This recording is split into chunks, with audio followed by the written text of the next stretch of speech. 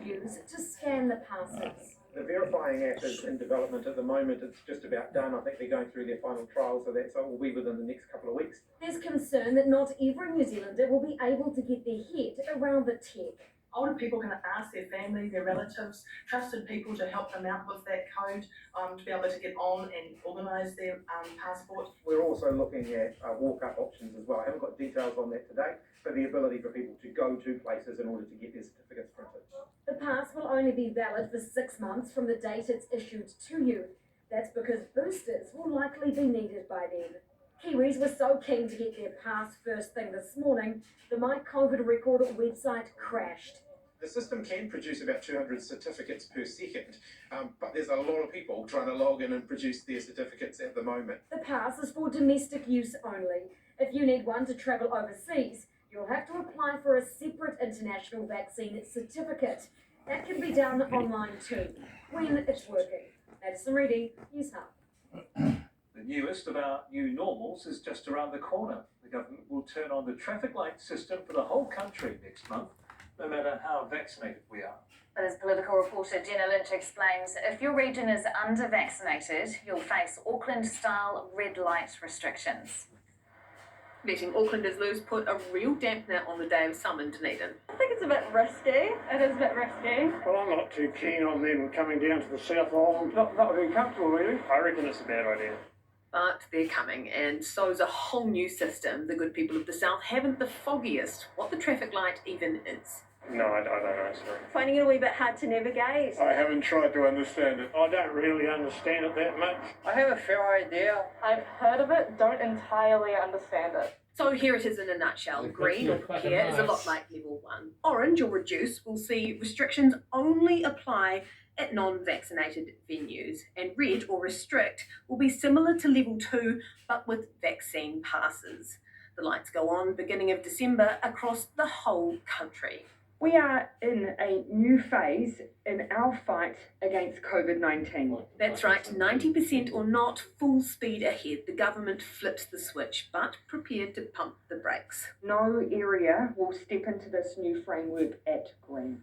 Yep, even in Dunedin, where there's been no COVID since May 2020, more than 500 days ago, orange first. I think we should be on the green. Well, we should be all go. Probably orange, just to stay safe. As we step in, you will see us be cautious and conservative. Auckland will move to red. Anywhere outside the outbreak area with 90+ vaccination rates will go orange. If a region's vax rate is too low, places like Northland and Tairāwhiti, they'll be a red light district too. Vaccination levels will really in the future be part of our consideration for when you see different regions move into different levels of the system. The government has yet again not delivered any certainty other than the certainty of chaos.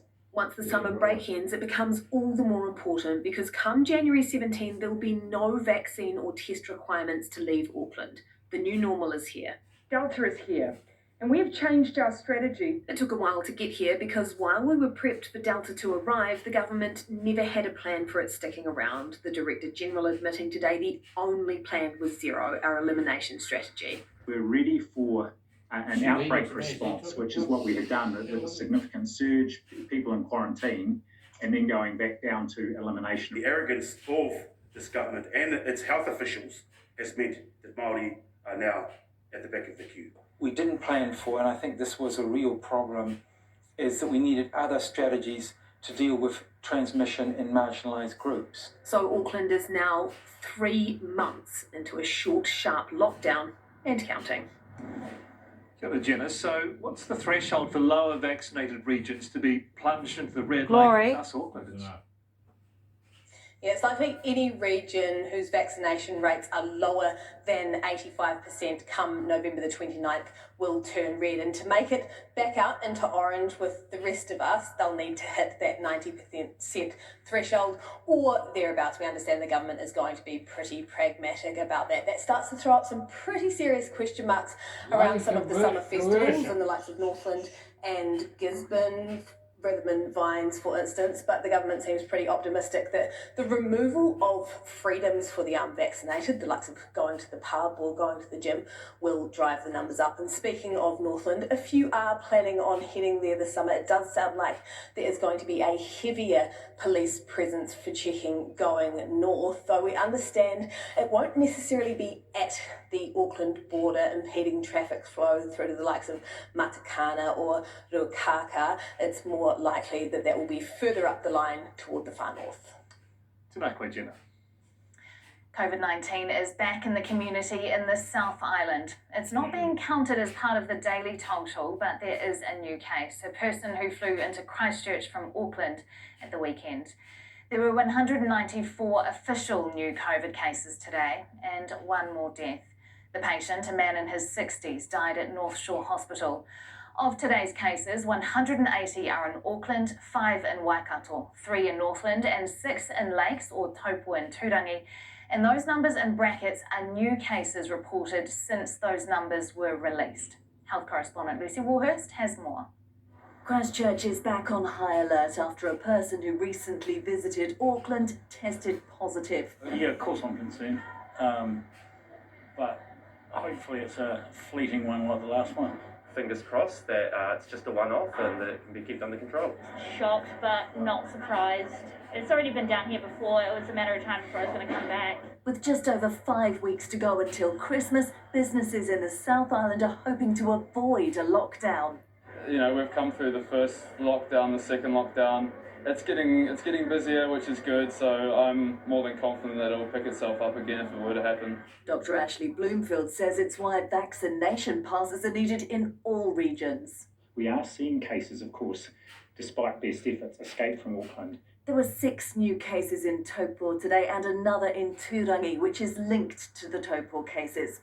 The death of a man in Auckland, a reminder of how dangerous the virus can be. The man in his 60s was admitted to North Shore Hospital on November the 4th and died yesterday.